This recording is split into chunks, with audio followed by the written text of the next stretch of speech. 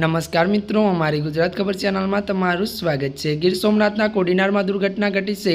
સિંગોડામાં નદીમાં બે બાળકો સગીર બાળકો ડૂબતા મોત થયા છે। વિગતો મુજબ એક સગીર ડૂબતા બીજો સગીર બચાવવા પડ્યો હતો, જેને પણ તરતા ના આવડતું હોવાને બંનેના મોત થયું હતું।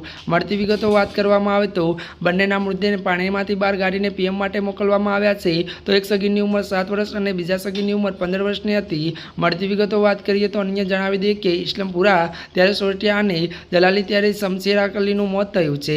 વધુ વાત કરવામાં આવે તો ત્યારે મિત્રો ઘટના પગલે પરિવારમાં શોકનો માહોલ છવાઈ ગયો છે। ઉલ્લેખનીય છે કે સગીર નદીમાં નાવા પડ્યો હોવાના પ્રાથમિક અનુમાન છે, જે ડૂબતા તેને બચાવવા માટે બીજો સગીર ગયો અને તેને પણ તરતા ન આવડતું હોવાથી બંને ડૂબવાથી મોત થયા છે।